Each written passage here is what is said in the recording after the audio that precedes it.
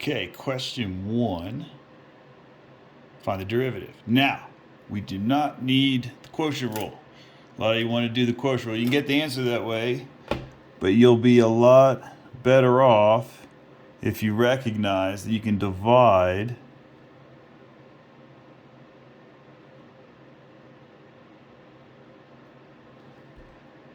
x squared into all this, right? Because then, now, before I take the derivative, now this is still f of x. I got 3x squared 1/2 minus 4/2 x to the negative 3/2, and this is 5x to the negative 2. And now I take the derivative of that, and I just have to use my general power rule. 6x plus, bring the 3/2 down, x, take 1 away, negative 5/2. And then this will be minus 10x to the negative 3. If we rewrite without negative exponents, it looks like that. Question 2. This one we do need the quotient rule for.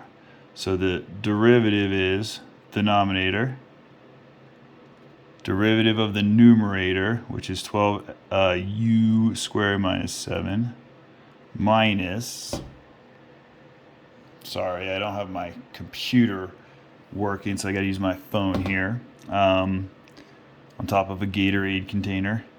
Denominator, derivative of the numerator, minus numerator, 4u cubed minus 7u plus 1, derivative of the denominator, all divided by denominator squared. A lot of you got this far and then made a mistake with the arithmetic. So let's just take a look. Oh, I don't really want to do this, but let's do it. 60u cubed minus 35u minus 24u squared plus 14. And then run a negative and a 5 through. So that's going to be minus 20u cubed plus 35u, and then a minus 5. A lot of you just had the, and then all over that denominator squared. A lot of you just had a mistake with that. It should be 9, should be your constant when you're done. Okay, so just, I'll try and save a little time so this video doesn't get super long, so you can see your answer. I might just skip a couple parts. 40, cross out, minus 24 u squared plus 9 over the denominator. And again, if you have any questions about I'm going to scan your test, send them to you. If you have any individual questions, just let me know.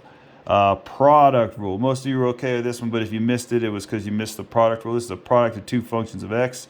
So I say leave x squared alone. Take the derivative of sine of 3x, which is cosine 3x, times the derivative of the input function, chain rule, which would be a 3, plus, then you take the derivative of this guy, 2x, and you leave that guy alone. Done. Again, no quotient rule. Rewrite 3x minus 6 to the negative 2, and you just use the chain rule. So f prime is negative 6, leave x minus 6 alone, take 1 away, and then multiply the derivative of the input function, which is just 1, so we don't need that. And then my final answer looks like that.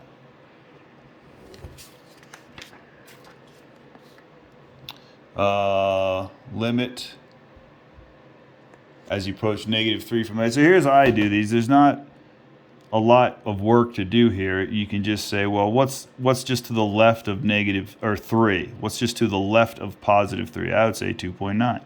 So what happens when you say 2 minus 2.9? And really, it's more than 2.9. You're getting closer and closer to 3, 2.9999 if you want. We know there's an asymptote there just because it's the nature of the function. So the question is it go up or go down? Positive infinity or negative infinity? 50-50 chance. So we just can plug in something close to that. And then I get up top, I get a negative number. Doesn't matter what it is. I mean, it's going to be close to -1, right? But it's negative. That's not the asymptotal behavior. This is the asymptotal behavior. It's a really small number. It's going to be 0.00, I don't know, something like that. It doesn't matter. It's just really small. We don't have to actually calculate it. We just have to understand the concept that it's, if this is less than 3 and you square it, take away 9, this is going to be slightly less than 9, so that's minus. And then you have a constant negative on top and a number getting very, very small on the bottom that's going, that is in fact negative. So a negative over a negative puts you at positive infinity. Okay, this one we can do analytical approach. One of those approaches was the factor. And if the numerator factors with a factor of x minus 2, there's a good chance there's going to be an x minus 2 in the denominator. So I do that, and then 2x times x would give me 2x squared. And how do I get a plus 2? The only way to do that would be like that. Okay, so this should and then to check the middle term, minus x, minus 4x, check. Okay, so this factors like this. And now if we take the limit as x goes to 2, the limit would be equal to 3 over 2 times 2 minus 1, or 3 over 3, and the limit's 1. Okay, looking at this graph over here, f of -2, input -2, output down here, -4. The limit as x approaches 2 from the right. Come in from the right, I'm up here at 0. The limit as x approaches 2 doesn't exist. From the right, you're up here at 0. From the left, you're down here at -2. So this limit doesn't exist. As I approach -2, this one does exist. Right, it's 0. I don't care that it's down here. The limit says as I get closer and closer to -2, y gets closer and closer to 0. And then the limit as x goes to 0 would be right here at -1. There's 2 points of discontinuity, 2 and -2. The only removable one is -2. Okay. Oh, a lot of you had trouble with this one. This is your limit definition. By the way, you should know what the answer is, because you know how to do this the easy way, the chain rule way. But here, let me show you the limit definition way. So your function is root x plus 5. So f prime of x equals the limit as delta x goes to 0 of f of x plus delta x means x, if the function's x plus 5, then x plus delta x, f of x plus delta x is x plus delta x plus 5 minus f of x all over delta x.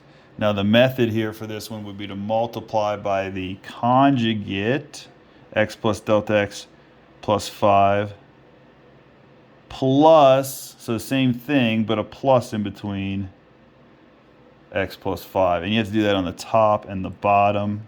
X plus delta x plus 5 plus root x plus 5.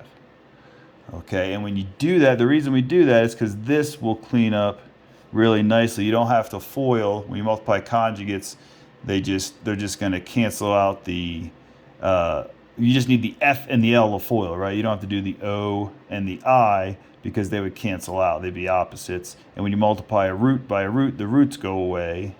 So see if you follow this step, that would just leave, the roots are gone. So I get x plus delta x plus 5. And then minus, be careful. Somebody made this error. You didn't subtract both of these. That'll mess everything up. Right? Because you need all that stuff to go away. Another question is, what do you do at the bottom? That's messy. Well, that's okay.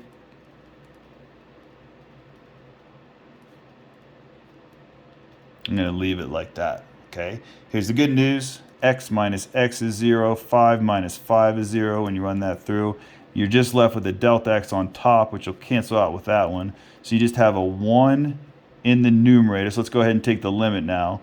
Since I have a 1 in the numerator, and I plug in delta x for 0 wherever I see it, right here. So that goes away. And then I have just 2 of these roots in the bottom. So that's 2. All right, and there's your answer. And you should be able to verify that by taking the derivative of this, the shortcut way, the chain rule way.